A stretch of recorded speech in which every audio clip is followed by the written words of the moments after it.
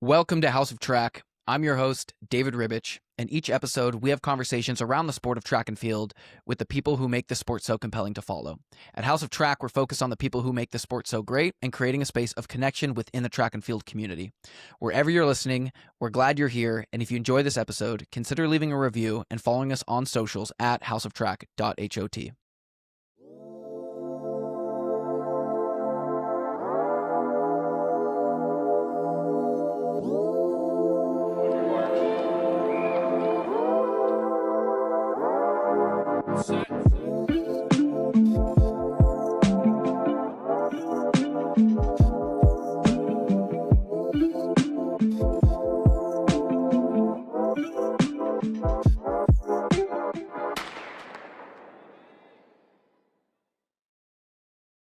Today, we're joined by Valery Tobias, whose resume at University of Texas requires a bit of scrolling to see the full story. She's a collegiate record holder, holds multiple school records, and is a multi-time NCAA All-American. Most recently, she earned her way back onto Team USA with a second-place finish at the USATF Indoor Championships this past weekend. Valery has run 53.4 for 400 meters and 159 for 800 multiple times. She's also just the third woman in U.S. history to make back-to-back Indoor World Championship teams, joining two legends of the sport, Ajee Wilson and Joetta Clark-Diggs. Valery, thank you for joining us for the season 1 of House of Track. How are you doing? Congratulations on that Team USA pickup. Thank you. Thank you so much. Thank you so much for having me. I actually didn't know that last part that you mentioned. It was like a surprise to me too. So just really lucky to be named with those two wonderful women. So that's awesome.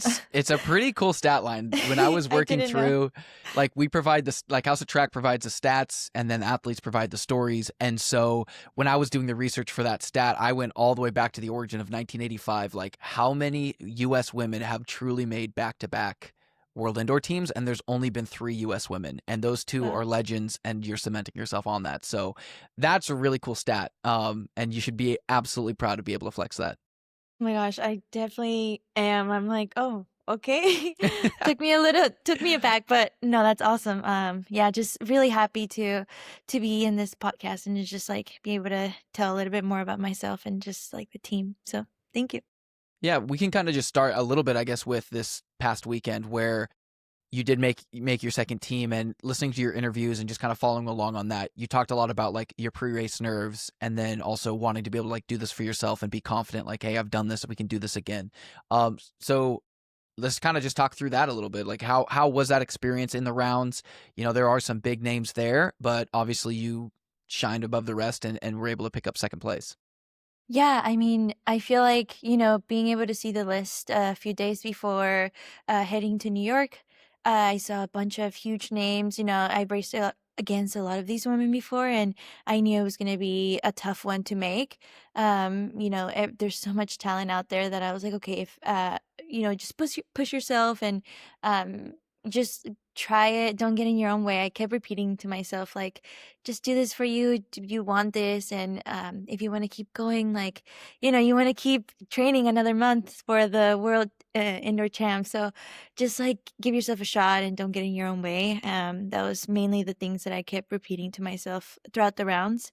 Yeah, I've been battling through a lot of race nerves before my races, and that's something that I've dealt with ever since college, ever since like high school. Even like small meets, like I take it as like, I don't know, the end of the world. I need to work on that for sure. But I've been working with a sports psych, and it's been a learning process. I've said before that there's great days and there's days where I'm like back to square one, and I think the process and the progress is not linear, but it made it so much easier to be with the team. It's so nice to have a group of people there that you feel that know you the most and can like snap you out of, moments where you feel super nervous. And also when you see them race before you and you see them, perform so well, like it just motivates you to just step up and also do that. So yeah.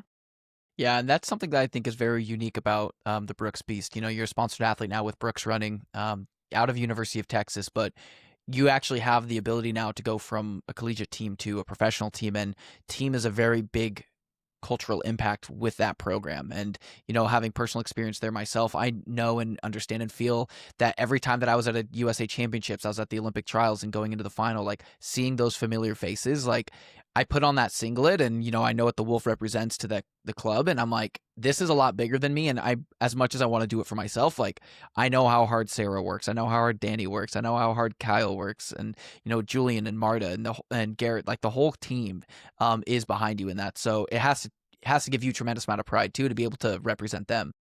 Yep, definitely does. I think like you said, when you see those familiar faces like on the starting line, after the starting line, like cheering for you or, helping you prepare, it makes the biggest difference. It gives you like a sense of peace too. And like it's always nice to be able to relate to your peers and be like, I also get nervous. Like you can use your own experiences and like your own experiences with pre-race nerves to help another teammate or help like rookies and stuff like that. So I think, I'm very lucky to be in another team. That was something I was really looking forward to going into the professional world. I think that's a huge part of why I signed with the Beast was just the culture aspect and just the team. I just felt immediately welcome. So it was just like a no-brainer for me. No, that's awesome. And Yeah. that's where I think that there is a little bit of a disconnect with like public perception of quote unquote professional track, right? Like hmm you go from these top end universities and when an athlete transitions into being a rookie, it is truly a different sport. Not only is the level of competition higher, but most likely the amount of resource that you have is lower than when you were in university. And so you're taking a step of like into the professional world, but at some parts it does feel a little bit of not a downgrade, but a different direction than you thought it would be at the professional level. But that consistency that Brooks provides to have that really stable team, is that comforting aspect of like, oh, I'm going to be just fine. Like I have it.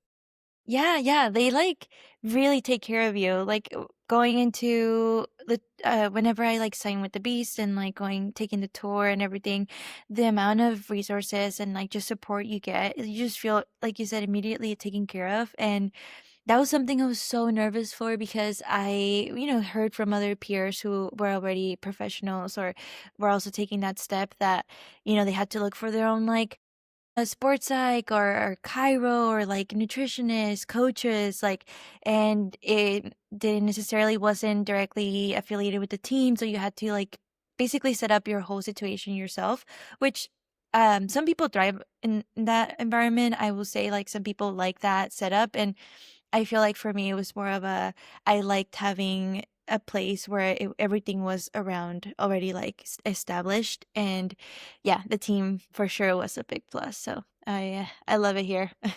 That's awesome. And then I'm assuming, are you in Seattle then leading into the World Championships?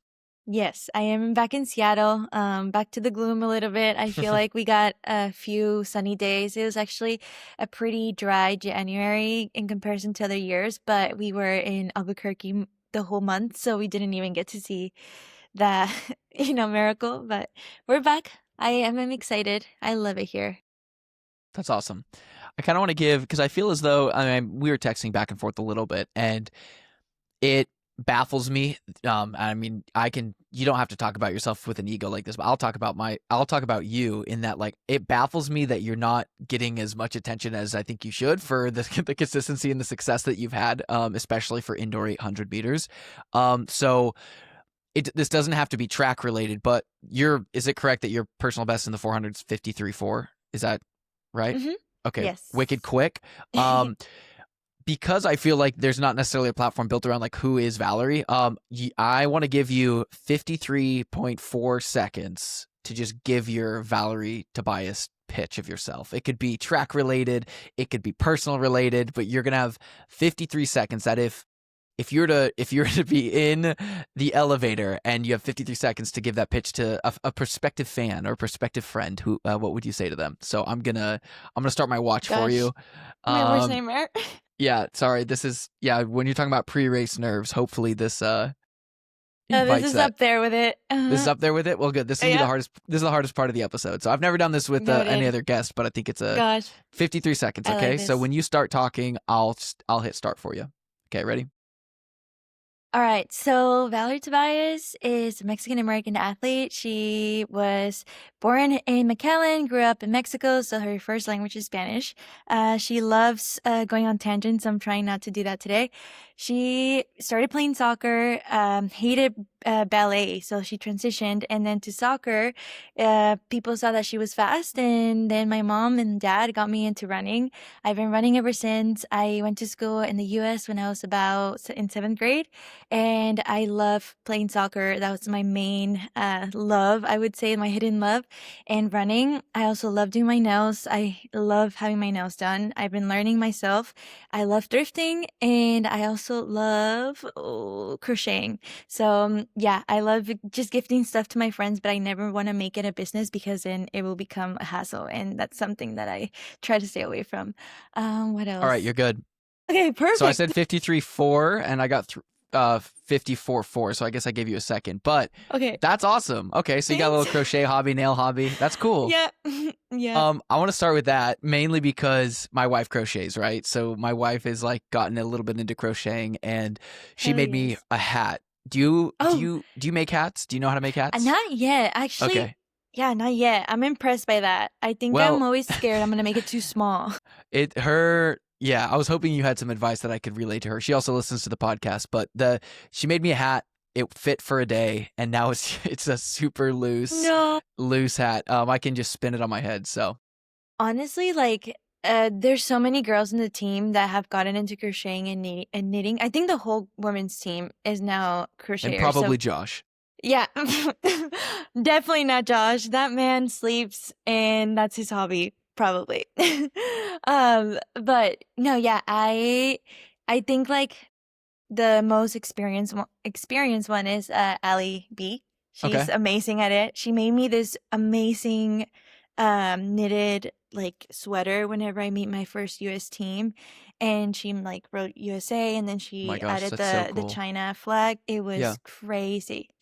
I have a few pictures of it, but she's amazing for that. And yeah, she will probably give you the best advice, but I would say like depending on what you want to make, the yarn is really important. Like you Hmm. can't get big yarn, but That's I'm going too nerdy about this. no, you're fine. I mean, I feel like that's the first thing that my wife ran into. We went out to go get yarn. She's like, I'm gonna go crochet, and then she definitely got the wrong yarn size. And she's like, she came home. She's like, no. And then we went back out. She got the right yarn size, and then she'd been making coasters. I mean, like we have I'm this little guy, impressed. which is like a Ooh, nice little I like that. I'm impressed. I'm like a little bucket, little basket. ooh, I like how Yes, you keep all of them too. I'm like, we you're have making everything. use of it. Yeah, Let's we go. use everything. Yeah, she's pretty talented with it. It's a fun hobby Oh, to follow. yeah, yeah, and like I feel like as, professional athletes too, we try to look for at least I try to look for hobbies that are, thrifting. I can go thrifting all the time and like, with soccer, I mean I can't play soccer anymore, but I try to look for hobbies that are going to keep me kind of sat down and relaxed, and I think that's something you can take everywhere with you. So if you get bored in the plane and going to a meet or at altitude camp, we did that a lot because we had like obligated designated like sleep time, so Yeah. we really needed to do brainless things, so that's Yeah, I know that's the thing where I feel like maybe the hardest part about the job is sometimes that downtime and that boring time where like, yeah, man, I got to figure out what I need to do for the next 2 days because I I know. just did my run and now I'm hanging out. But that's also the luxury. So I agree. I feel like such a brat bragging or complaining about it, so I try not to because I'm like, wait, people actually work and do hard things, and I'm over here like complaining about sitting and being bored, so I'm like, okay, yeah, know your privilege. yeah. But at the same time, like the things that you do and the pressures that you have Yeah. are incredibly difficult. And I would also like let's kind of go back to I'd love to kind of explore kind of what it means to represent both the U.S. and Mexico Hmm. at the professional level. Because the first guest that we had was Ahmed Muhammad, and he talked pretty in depth about being a Somalian American and what it means to be able to represent both cultures. And so, for you, how important is that, and kind of how has both communities kind of elevated you to, I think, become the best version of yourself? I love talking about just, my heritage and like my cultures. I think that, my parents They are both Mexican, and they were born in Mexico. I was raised there, and although I wasn't born there, I consider myself a Mexican American. And yeah, I think both cultures really impacted my not only my running career, but also just like my identity. I think that it's hard when I was younger. It was always hard to identify myself or put myself in a box. But when I first moved to the US, English wasn't the best, and I hated speaking Spanish at school, or I hated like having an accent. Whenever they would do the popcorn reading, I would just be like, Mm, no, no. So it was something that I had to learn to, be proud of, because I definitely am, and I'm the proudest Latina representing, my parents and my community, and also just having the opportunity to step on the U.S. stage and earn a spot. I think it made me so. It just like empowered me a lot in moments of doubt, especially during the races. I I love playing Bad Bunny and like a lot of Latino music whenever I'm warming up, because that, makes me step up into this alter ego that sometimes I mm, don't have as a personality, because I'm not like I don't know. Sometimes I just get a little shy, but yeah. I feel like whenever I step into the line, especially this weekend, I was really thinking about, my mom, like, just like being a Latina in the US, and being just so proud of like a daughter of like immigrants who sacrificed so much, and allowed me, like, the reason I'm here is because of them, and it's because of the sacrifices they made for my brother and I. And that helped the nerves go away so fast, and it just like gives you power on the legs, honestly. So I'm so proud to be able to, go to Poland and represent the US while being a Latina in the sport, and in any way that I can. Like, I've received so many sweet messages of people saying like, "Oh, you're representing as well, Latinos," and it literally brings me to tears, because I'm just like, oh, like I'm glad I'm able to take that part of my life and like that part of me, and showcase it to the world in any way that I can. When I was in high school, I would always like have my mom like braid some ribbons into my hair, and when I was little, during September 16th, that's the Independence Day for Mexico, they would always have like adorn your hair with ribbons, and Mm, it's like part of the culture and everything. And um I think that's something that I want to keep carrying with me. This is the reason why I always love just like adding stuff here and there, like hidden messages, whether mm, that's from my identity or just like for fun. But yeah, I think it's something now that I used to definitely be a little bit embarrassed of, just because maybe I had bad experiences with people, or just like in the news or something like that. But now more than ever, I'm so proud of representing not something bigger than me, and my parents mainly. So that's incredible. And I think it is something to be very proud of, and being able to yeah. be a representation for both.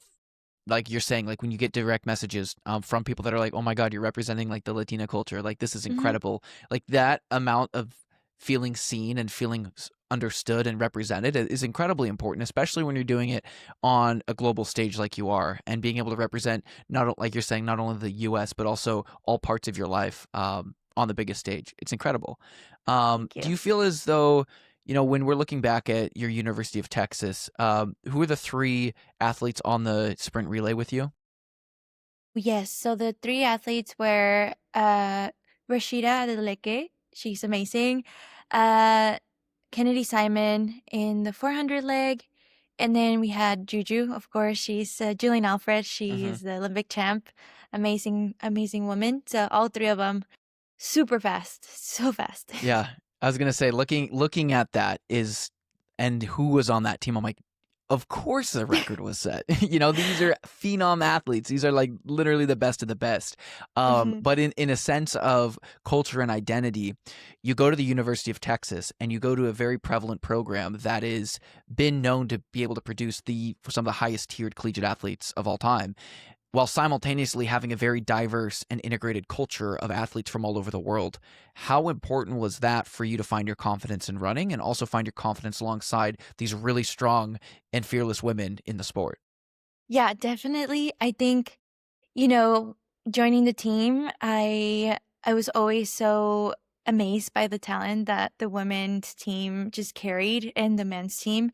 It definitely took a little bit of time, but in this particular team that we assembled for the SMR, I knew honestly it gave me confidence knowing that I was there with them because I was like, okay, these girls got it. Like, I know Juju is going to take care of her leg. I know Kennedy will too, and Rashida will too. Like, they gave me the confidence to be like, okay, I can finish it off. It gives you the duty to finish off because the 800 is at the end, but it is insane because I honestly had a moment of doubt because we were going against Arkansas and Brennan Wilson was the last leg for the 8. I'm like, oh my goodness, are you serious? And the announcer, I remember hearing him being like, and Valery Tobias is being chased by an Olympian. And I'm like, girl, don't tell me that. I was like, I don't need to be hearing this right now. Yeah. But, just throughout the whole race, they were just like cheering me on. And like Texas Relays is where it happened.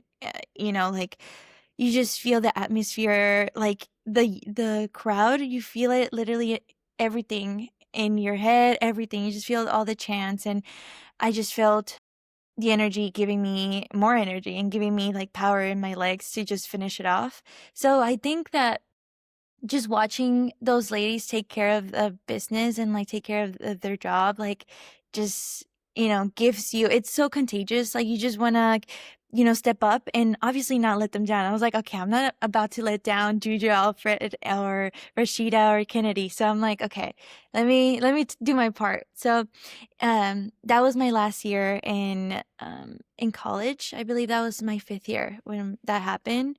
But I definitely think that it took a few years to get to that level of confidence. If you ask my coach, Patty Sue Plummer, oh gosh, I gave her so many headaches because I had to work through a lot of confidence. And I still am, but I definitely have gotten better. She was always that fierce of a runner, and when she was a professional runner and 2-time Olympian, she loves reminding me. Hmm. But it was I had the best setup and, the women's team being such a powerhouse, um, and scoring so many points at nationals just made you want to step up as well and like, fill in the role of like, okay, I'm gonna also contribute to the team. I wanna be doing what they're doing and like I wanna be contributing to them and to the whole program. So And you consistently ran looking through like fourth place. I'm scrolling through your TFers. Is fourth place the highest finish you had at NCAs? yes, it is.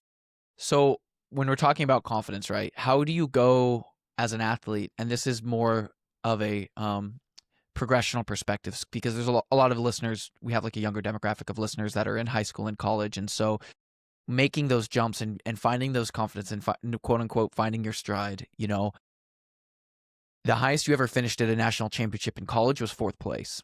You've just consecutively gotten second place at the USA Championships for 2 years in a row, earning your spot on Team USA. Those things don't happen overnight. Those things aren't easy to do. It's hard enough to be consistent. It's even harder to climb the ranks. So how do you navigate, and how did you navigate, I think, that first year as a pro to put yourself in the best position to be successful as early as you are in your career? Yeah, of course. My first year as a pro was not easy whatsoever. I think it was a very similar experience to my first year of college or my first few years. Um, I knew that, that was a different world. I knew this was going to be tough, just like coming from something I was so comfortable in college, like coaches, the program, athletes, like, everything was set up for you to now going to different environment, different coaching system, like everything was different and moving to a new place. um I struggled a lot my first year. It helped me a lot that during college I had the similar experience where I also struggled my first year, that I was like, okay, I know I got through that. Like, if I can just, like, keep the foot on the pedal, like, don't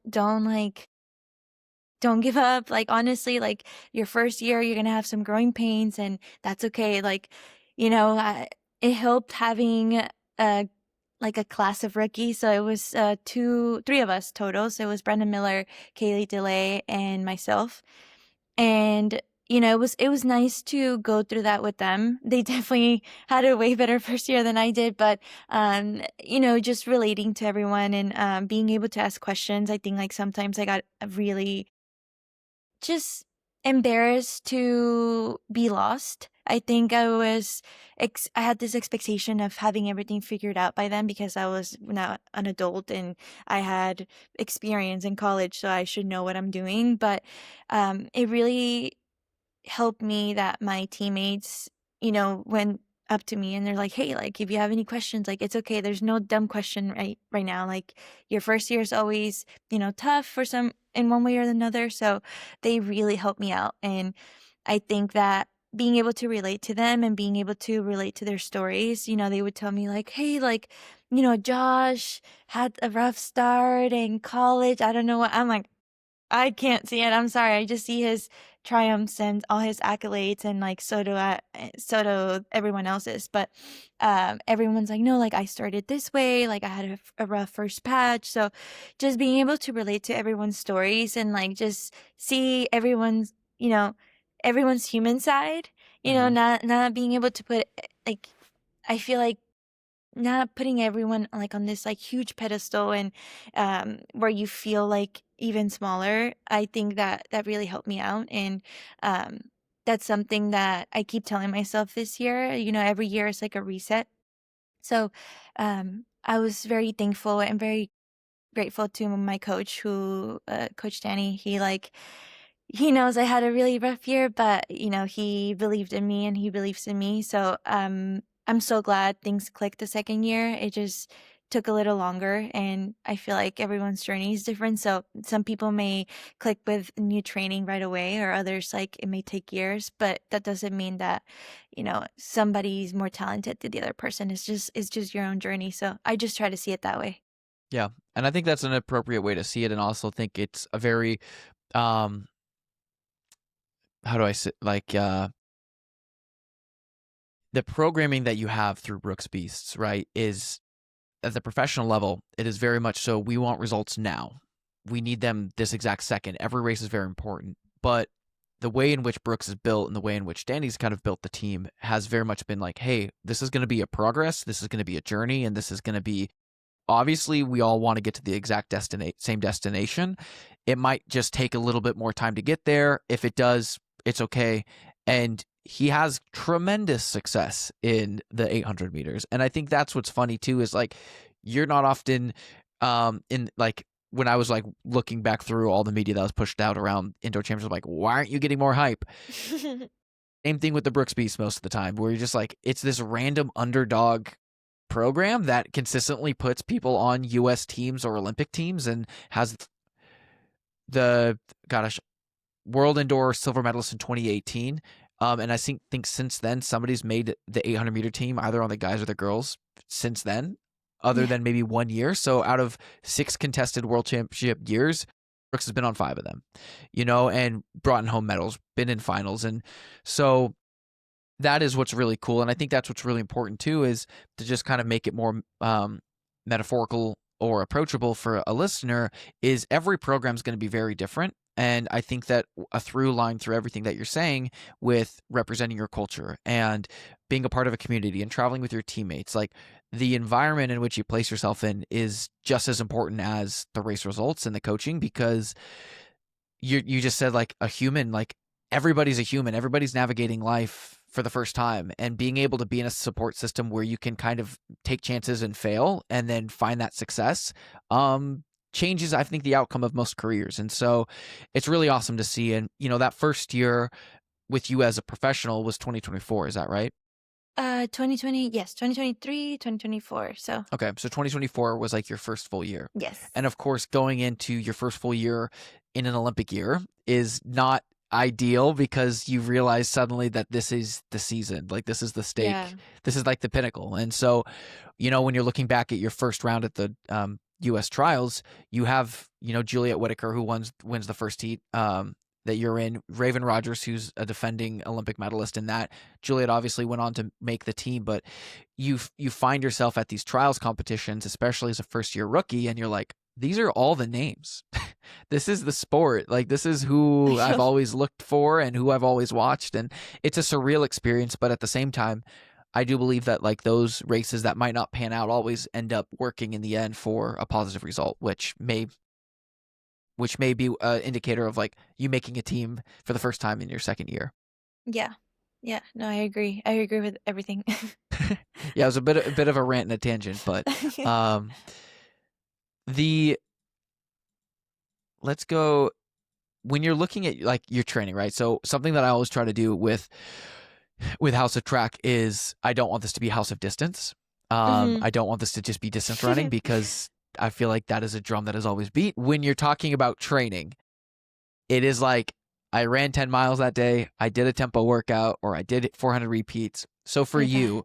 you're an 800-meter runner, but you've also got some wheels in the 400. So I kind of want to talk and hear about like your training because I see some 1500 times. We don't need to bring those into the fold. Please no. Please we won't don't. bring those into the fold. But you go to a university like University of Texas, and that is a speed program. That is like the fast of the fast. So kind of, I'd love to hear your talk through speed workouts and through speed training and kind of that perception leading into an 800.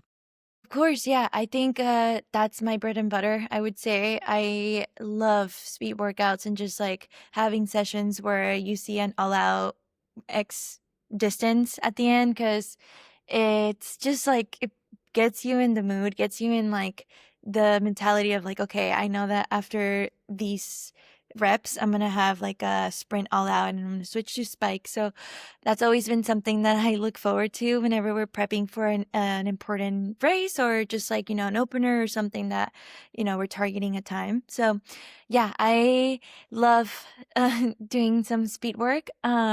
We actually had a really good session in Albuquerque that prepped me for my 600 because I opened up this indoor season with a 6 instead of an 8. So that was something new and exciting because it's an off distance. So the expectation or the pressure's off. You're like, okay, whatever I run, it's going to be a PR because I've never run it before.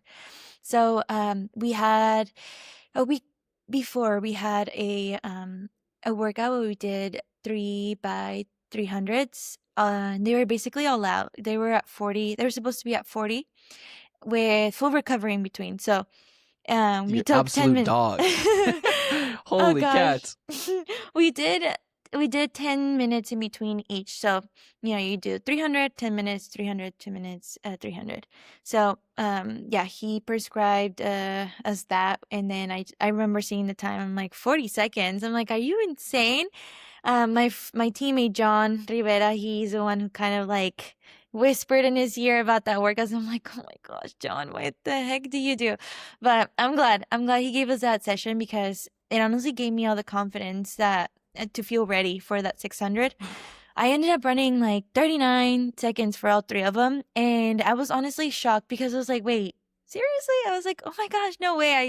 I have my speed is back because I was really doubtful since we had been doing a lot of tempos, a lot of long stuff during like the fall and leading up to camp. So I that gave me all the confidence and those are the workouts I love. And then the week later we had the 600 at UNM. It was a very low-key meet, but there's a great competition.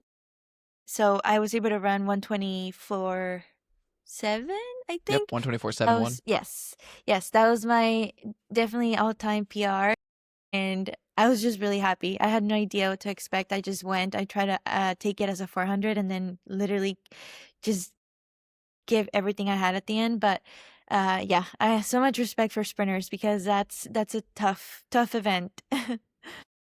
With the crossover, do you feel as though you're kind of working more crossovers like speed? Because I feel like the programming in that of Brooks, like there is a lot of 800 guys and that, but Mhm. like on the men's side, like Kidder kind of fades up into the 15. Isaiah's pretty much a sweet spot 8. You have Brandon that's a little bit more speed based. John's kind of 8.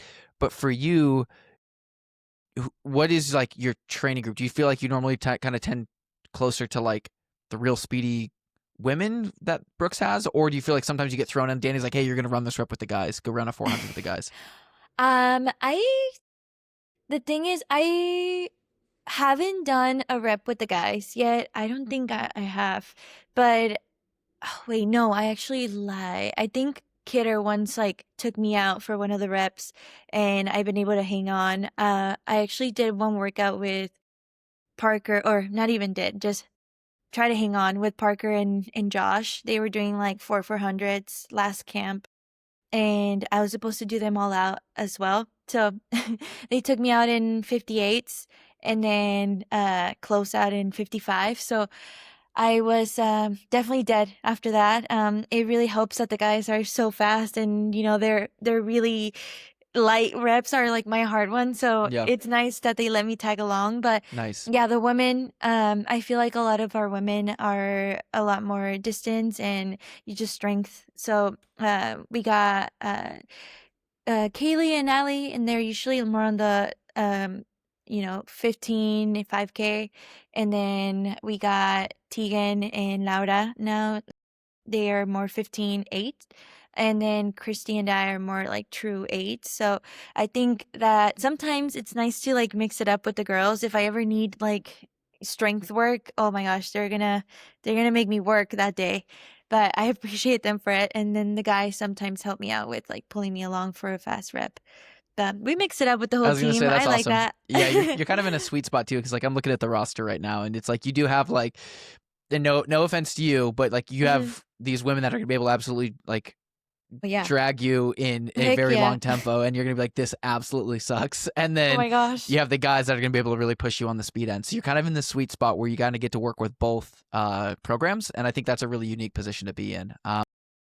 Or the I would love to talk a little bit about Brooks. You know, one of the previous guests we had on was Sinclair, and she kind of talked pretty openly about Hoka and just her involvement with the brand. So I'd love to kind of hear through your experience there working with Brooks of your involvement, you know, the spikes and things like that. Obviously, what you can share, because I Yeah. know athletes are very involved with those types of processes with smaller companies.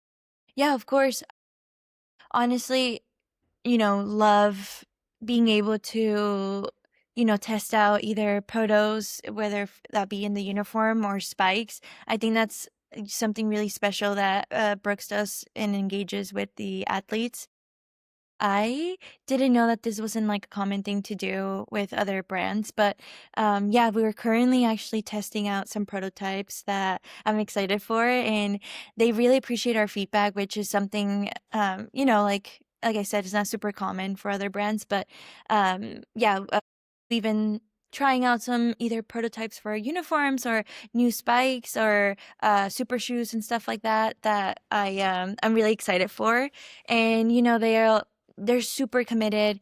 The footwear team will come out to practice and like have the shoes ready for us, and then have different types of shoes and have us do strides, and we'll do either like we'll take them home and then give them our feedback after over the course of 2 weeks or a month. And same with the prototypes for the uniform. They'll like send them out. We were in Albuquerque, and there was no way we could have gone to the office because we're so lucky to be where headquarters is. So usually we're able to go in person and get fitted and then ask about like, okay, how does the seam feel? Or like, how does the opening here feel? So I really appreciate that a lot. And they actually sent out the uniforms, and we were able to test them out and then like take pictures and everything and then send them out. And the fact that our voices are heard whenever we see the new kit reveal, and we're like, okay, I remember, if I hadn't said something about like the strap, like maybe it wouldn't have changed, but they really like care about how comfortable we feel, and they don't just want it to make it like wearable. They also want us to feel race ready. They want us to feel like we're ready to compete, and we're like the last thing you want to worry about is like what you're wearing. Like you want to feel confident, you want to feel fast. So I really like that they have that mindset and that they appreciate that side of competition for us. So not only from a product perspective and a brand perspective and a team perspective, but it seems as though you're also kind of rooting a little bit of life in the Pacific Northwest, especially because when we were talking earlier, there is a sense of boredom that you have as a professional athlete that you need to fulfill. So what are some of the other things that you do outside of the sport that kind of keep that free time? I know you said the crocheting, but is there any other like passions like art or, I Yeah. feel as though I see a handful of modeling things. What kind of brings um, you out of your comfort zone and just lets you explore more Mhm. parts of yourself? Yeah, for sure. I mean, I definitely think that, my partner being a professional photographer really has helped me out, kind of bring out that confidence. And, I always told him, I'm like, I am not a model. You shouldn't have me pose for these. I swear, please. Like, I feel a little shy in front of the camera. And, like, he's brought out that, like, side of me where I feel way more comfortable and just more confident. So he has a lot of, like, creative ideas, and he's like, "Hey, do you want to shoot this day? I have a really cool location." And I'm like, "Oh, cool." And then I do love dressing up, so I'm like, "Oh, like trying out new clothes that I like thrifted or that I haven't worn." And we'll like throw in a fun like scarf or like glasses and like fun shoes that Brooks just came out with. So we'll just like do that for fun, and then like just shoot some photos. And that's something that's brought me a lot of joy because it's nice to see that I can help him with his passion, and also like maybe I don't know, like have fun a little bit while I'm at it. I do love something that I've been trying to look into more is like because I do love thrifting, sometimes I feel like you find like the perfect item, but then it doesn't fit, or like the perfect fabric, and you just can't do anything with it. But something that I want to try to do more, because I do tend to collect a lot of things and then never do anything with them. So um, I've been looking at sewing classes. Yeah, sewing classes because I want to upcycle stuff and eventually like create my own clothes and fix my own clothes. I always like said that it would be cool, like some stuff that even from Brooks that I really like. I'm like, oh, if I like cut here at this and this in a sticker or like a patch, I don't know. My crazy ideas are all over the place, but I feel like that's my next project that I really want to try to just explore. I feel like I love expressing myself through clothes and through like accessories. Even during race day, I'm always like Amazoning like stuff that I'm like, okay, I want this delivered beforehand because I want to like put beads with like Hmm. rhinestones on my I was gonna arm say or that's a really natural segue back because I kind of want to talk through that. Um, one question before we kind of of dive course. back into some of like the expression, especially in races. Do you know who Jasmine Sawyers is? Do you follow her? Oh, She's a I British long jumper. You talked about like what do you call it? Upscaling, upcycling. upcycling. Yeah. She does that herself. Like she goes to Oh award my shows and she's gosh. like in all wear that she's literally sewn and created herself. And so Jasmine Sawyer's really I cool need Instagram. to. She's a long jumper and the British indoor record holder for long jump. So she's super competitive, but also in the same way, I think very expressive in the ways that she can be creative and unique. But for you with this like past indoor championships, you had beast rhinestoned and you had clips in your hair. Talk about some of that fun creativity that you get to bring into the race. Oh my gosh, yes. That is probably one of the few things that also calms me down when I'm getting ready beforehand. So just like finding a reason to distract myself and focus on something else other than like the race is, just like a win-win situation because I get to like practice like my creativity and also like, think of not nerves. So, yeah, I remember just ordering a bunch of random stuff. I'll look through Amazon sometimes, and then I'll get like, oh, suggested for you, and then I saw like stickers that had like letters, and I'm like, oh, it'd be so cool. I've seen people put in their hair, and I even like ordered some fake tattoos of butterflies because I mean that's something I wanted to do, but I think I was just too nervous to like apply them because I was really inspired by Salma Hayek.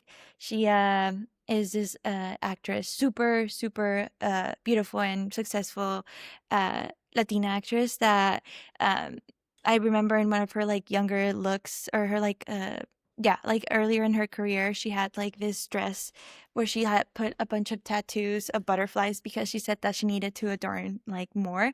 And I was like, oh, maybe I should try that for a race, but maybe for Worlds, you'll see some butterflies there. But yeah, I love just finding new styles, and I take a lot of inspiration from, like I said, just like growing up and like adding ribbons to my hair the way that my mom used to do it on me, and the stars that I put on my hair. I've seen like a couple girls do it in the running world. Like my teammate Tegan's also great with doing hair, as you can see hers, and Kaylee also loves putting clips on her hair. So, I love just getting inspiration from my own teammates and also from my family. I think that's I love express like that form of expression, like seeing Grant Holloway with his like jewelry, and like seeing um um like sprinters with their beautiful nails. Oh my gosh. And I am such a fan of Yeah. long like adorned nails, Yeah. and yeah, I just love seeing that.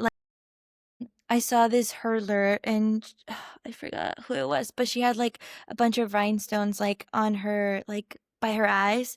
I just love all of that because I don't know, I'm just like, you just see somebody's personality and you just like see them so confident showing up with this beautiful makeup. Yeah. Yeah, Abs- I love that so much. Absolutely. And it's one of those things where it's like it lets and that kind of personality I think is incredibly important because it allows the best version of these people to be able to come out Yeah, and represent themselves and represent a community and represent like their full form of who they are as an athlete. And yeah. it's unfortunate in which where there are people that won't understand that. And those Hmm. are going to probably be the most vocal of like, why are they in jewelry? Why are they doing this? Why Yeah. that's distracting. They should focus on this. And it's just frustrating because it's like that is the vocal minority. Like Yeah. they're the loudest and they're probably the most few. But what's going to be And cool is when where there's a young girl that is struggling with confidence, and then she sees your yeah. rhinestones and she sees your clips and she goes, I want to be like that. Like Yeah. that level of attention that allows like every viewer to just enjoy that this personality is getting showcased in a competitive space is awesome. Yeah. And I wish I could get away with wearing watches and jewelry like the way that Grant does, because when him and Noah are like there and I'm like, damn, they look so cool. And then I just know like we're all It's supposed to be whatever makes having you fun feel with more it. like you. Exactly. Oh, For indoor championships, when we talk about the difference between indoor and outdoor championships, your success on the indoor track is pretty consistent. Do you like indoor racing more than you like outdoor racing? honestly, I haven't even thought of that. I would always be like, hopping on the bandwagon of like, oh, outdoor is way better because I think outdoor is more fun. I do think that indoor gets a little crowded whenever you're racing. Even with six people, you feel like you're Mm-hmm. so crowded, like making moves is really hard. So the pressure is like a lot higher there. But um, I do enjoy it. I enjoy like getting slingshotted from the track, from the curve. I think I really take advantage of that, and it's just really fun to feel like you're just sprinting down the stretch. And I like to think that it's shorter because I'm like, oh, it's a shorter Yeah. track, so I'm running less. Like I'm just like gaslighting myself because I to mean, make it go that's quicker. whatever to get to the line as quick as you can. I mean, I feel like I gaslighting is know. completely fine. Yep. I'm not going to show any of the race footage, but I think what's incredibly impressive about your performance in this last weekend at the USA Indoor World Championships is like Addie Wiley made a move with 200 meters to go on your shoulders, Hunter, and you swing out into lane 2 Mhm. almost on the backstretch. And this is like, you're saying it's a crowded 800 meters. Like you're past at this point with 100 meters to go. Addison Wiley's in the lead. Hunter's on your right. You're essentially just boxed for all intents and purposes. you have to be really, really fit in order to be able to compete at these levels. But I think more importantly than fit at indoor championships, you have to be a really good tactician. And that's where I felt like the biggest separation is. So for you, like, how are your tactics and what's your mentality when you're in these moments where you have Hunter on your right and then you have Ajee right in front of you? Like, where's your head at? So yeah, I was, something my coach said, be even in the prelims, that really stuck out with me was just like, he was like, trust your instincts. You have really good instincts when it matters. So like, just literally lean into that, and you know when to make moves, like you'll know. So that really gave me the confidence to go through the rounds. And even on the final, I like started thinking of that because going into the last lap, I saw Addie move up, and Megan like also like battling with me, and just us three kind of like going around. So I just really told myself like stay calm, like it's not over until it's over, like you still have time, like don't freak out. And then coming around the last turn, I saw Megan kind of like go up in a sprint, so I was like, okay, I need to match it. If not, I'm not going to be able to move because I'm on the inside. And I actually saw a little opening on the inside because I think Addie was trying to cover Megan from passing her. So I tried to go there, but I think Addie like kind of knew that was gonna happen, and she like went back and closed me off, which I would do too. So that was just smart of her.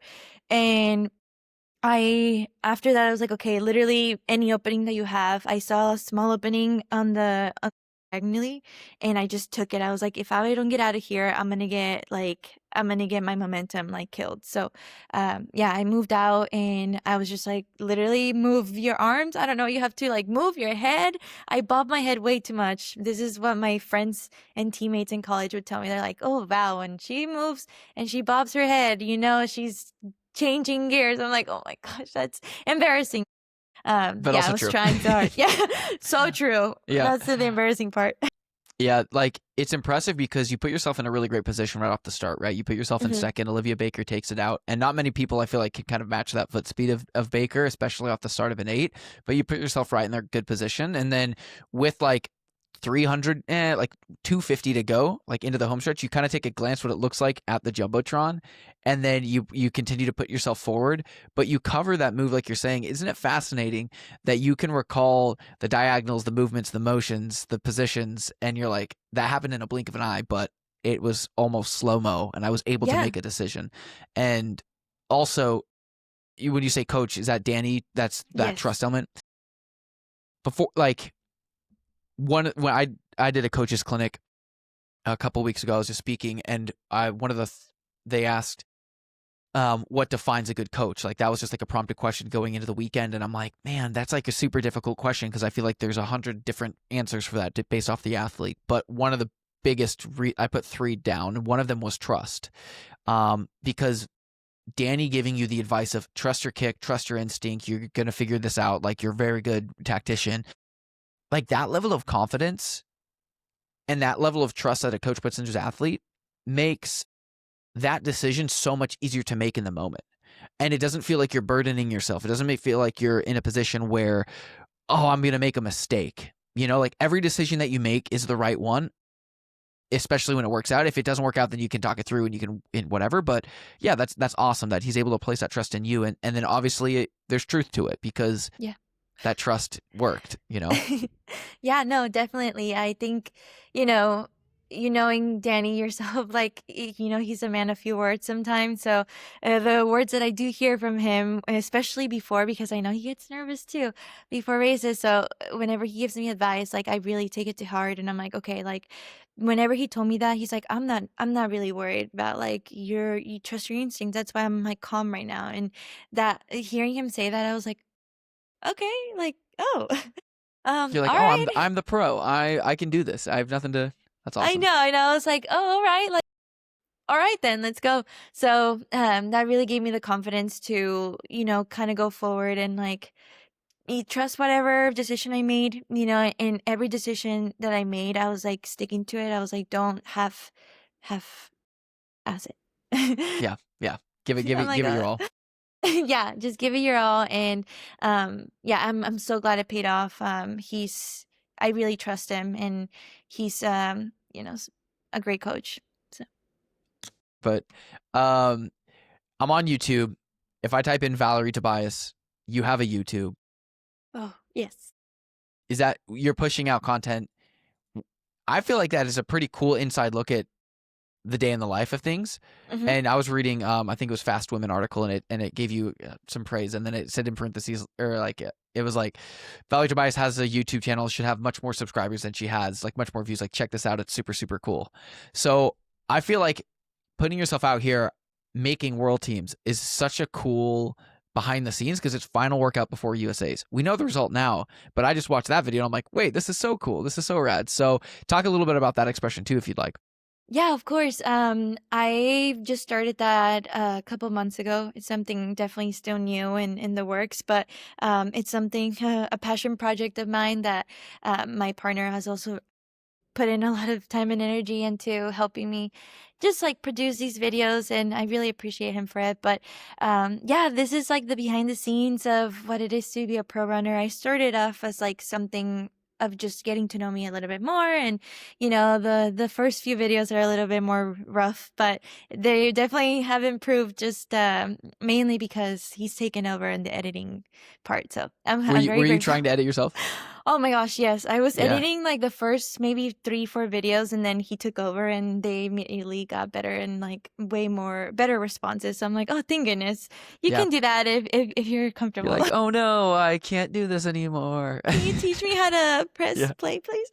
Yeah. No, literally, that's something that I'm really excited to continue growing over the next, few years. That's I great. really want to stick to it. And yeah, like we didn't know, it's always hard to talk about your goals and especially put them out there because, well, they're out there and everyone can hear what you want to do. And like you obviously want to achieve them, but it's scary because I'm like, what if I don't? Then what does that make me, like a failure? But it's just been really nice to show the side of, the more human side of me. I definitely want to make sure like everyone who watches can see my nerves, like, the before, the after, the during. And I'm really excited that my partner was able to record all of that during this weekend. So that's a really exciting video that we're gonna put hopefully soon.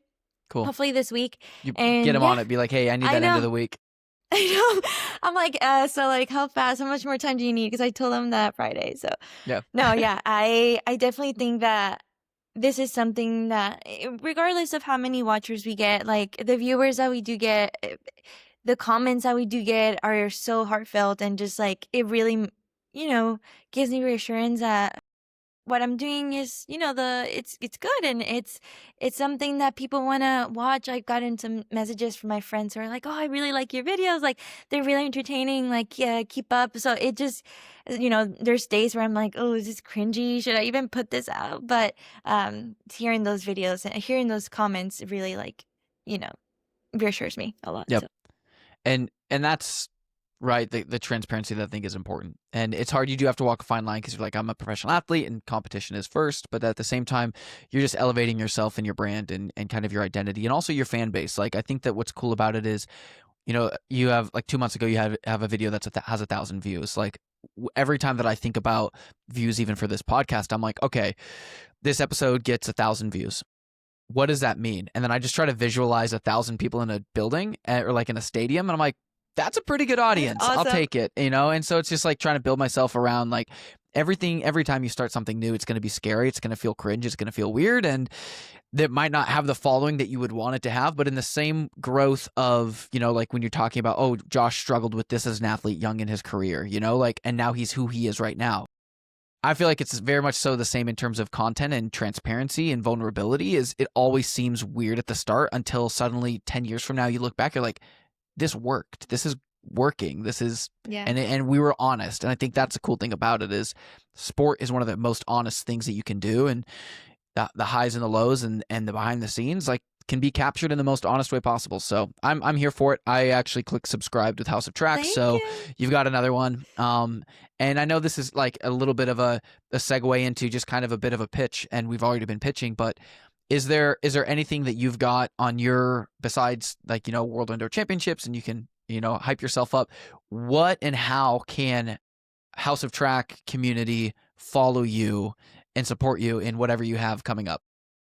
Oh my gosh. Well, funny enough, I was going to say my YouTube, but yeah, I'm really trying to make a more of an effort to, be more present in my socials, and whether that's like reels or like my Instagram is my main form of just like uh presence, I guess, in social media, as well as my YouTube now. I think that's the best way that people can reach keep up with me and keep up with the journey and the passion. Obviously, my passion is definitely to make the Olympic team in 2028. And I'm glad I'm starting now just to show like what goes behind the scenes, like the raw footage of like, okay, it's not always going to be, sunshine and rainbows, but I hope that people can take whatever, they want from those videos, whether that's just like a laugh or inspiration, motivation, whatever it is. Like, honestly, like, but yeah, I think that's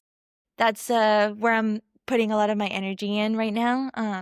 And yeah, I also have a Val Days Off account on my Instagram that is definitely like the personality part of me. I think that's where I show like either clips that I make for my hair or like crochet like tops, like bikinis, like anything, like tote Cool, you made a bags. cactus. I did. I made it for Sarah. Oh, that's so She's fun. yeah. It was so fun. I mean, I love just like making stuff for my friends when they don't expect it, because I'm like, if they expect it and then it comes really ugly, then uh, lower your expectations a little. But yeah, that's definitely my where you guys can just like keep up with me more. Awesome. Yeah, you can follow her on Instagram, Valery Tobias. All the details will be tagged in the episode details as well through Spotify. But looking at your profile, looking at your Instagram, this thing's dialed. This thing's actually so cool. It's such a Thank cool you. combination of athletics and aesthetics. Like the nails, like the sun nails that you have, Oh my are gosh, insane. yeah, those are the ones that I made myself, and I was very proud, but oh my gosh, it took ages. I'm just glad it looks like 50 seconds at least. Yeah, for those that are just listening to this podcast, I'm sorry that I don't have a full production crew able to, throw visuals on as I'm looking through this Instagram. But yeah, that's awesome, and I know and I trust that the House of Track community will be invested in this just because you're a genuine person, you're a genuine human, and I'm really thankful for the conversation that we did have.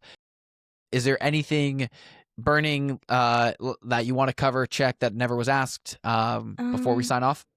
I always say no because I'm like, I can't think of anything, but I think we covered a lot of Perfect. things that I really want to talk about. So Cool. thanks. Awesome. Yeah, of course. Thank you, Valery Tobias. You guys can follow along with her racing journey there at the World Indoor Championships at the end of this month. That'll be in Poland, women's 800 meters. And I think that we're excited to kind of follow that along, March 20th to March 22nd. So thank you, Valery Tobias, for coming onto the podcast. We'll be following along. And thank you for being a House of Track athlete. Thank you. Thank you for having me. I had a lot of fun.